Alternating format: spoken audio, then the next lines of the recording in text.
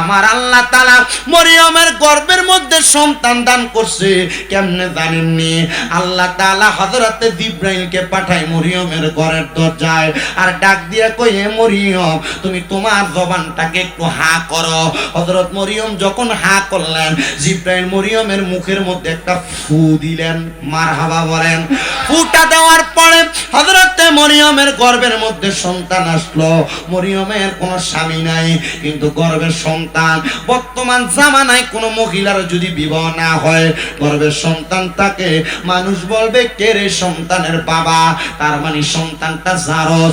ওই ইহুদিরও হযরতে মরিয়মের গর্ভ নিয়ে বাজে বাজে মন্তব্য করে। মরিয়ম কয়, আল্লাহ নিজের চরিত্র নিয়ে এমন বাজে বাজে মন্তব্য আমার কাছে ভালো লাগে না। ওগো আল্লাহ, আপনি চাইলে আমাকে হেফাজত করতে পারেন। আল্লাহ কই, মরিয়ম ও মরিয়ম কোনো চিন্তাগ্রস্ত হয় না, আমি আল্লাহ তাআলা তোমার ইজ্জতের হেফাজতকারী। এবার আপনারা বলেন, ইজ্জতের হেফাজতকারী একজন তিনি কি? ওরে তুমি তো মালিকুল কাদির, আরে বানাও কত বাদেশারে ফকির, এসব তোমার কুদরতেরই দান। আল্লাহ পরওয়ার গুনাহ খাতা মাফ করো আমার, বলেন গুনাহ খাতা আল্লাহ পরওয়ার গুনাহ খাতা। আমরা না যাই না কইরাছি গুনাহ, যাই না গুনাহ করছেন, ভুলে ভুলে গুনাহ হইছে না, একটু পড়েন না। আমরা না যাই না কইরাছি গুনাহ, মাফ কইরা দাও সাইরা আব্বানা, তুমি সারা কে সে আমার, বলেন তুমি সারা কে সে আমার। আরে তুমি যদি মাফ না করো, যাইব আমরা কারো দারে, দয়া কইরা ক্ষমা করেন দান।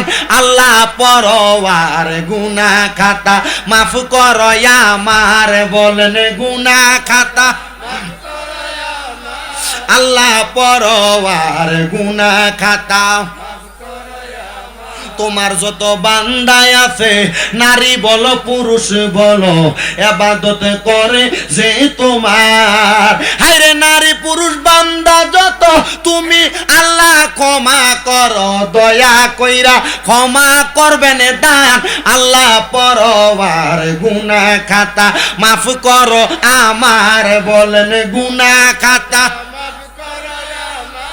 আল্লাহ পরওয়ার গুনাহ খাতা। এবার আপনারা বলেন, চরিত্র হেফাজত করার মালিক একজন তিনি কি? ইজ্জত বাঁচানোর মালিক একজন তিনি কে? ডান হাত তুলে জোরে ডাক দেন আল্লাহ। হযরত মরিয়ম বলে, ও জগতের মানুষ, এবার আমার আল্লাহ তাআলা আমার গর্ভ থেকে সন্তান দুনিয়াতে আনবেন। সন্তান দুনিয়াতে আসছে। হযরত মরিয়মের ঘরের দরজার মধ্যে শত শত ইহুদিরা দাঁড়ায়া গেছে। রে মরিয়ম, ও মরিয়ম, তোমার সন্তানকে বাঁচাইয়া রাখা যাবে না। একদল বলতেছে, মরিয়মের সন্তানকে জীবিত দাফন করে দাও, বাবা ছাড়া সন্তান আমরা গ্রহণ করব না। আর একদল বলতেছে, মরিয়মের সন্তানকে জীবিত আগুনে জ্বালায়া দাও, মরিয়মের এই সন্তানকে আমরা রাখবো না। মরিয়ম বলে, আল্লাহ এই সন্তান যদি তারা আমার কাছ থেকে নিয়ে যায়, আমি মরিয়ম তুমি এক আল্লাহর ইবাদত ছেড়ে দিব। আল্লাহ কই, মরিয়ম রে চিন্তা করিস না রে, চিন্তা করিস না, আমি আল্লাহ তাআলা আমার কুদরত দেখাইতেছি।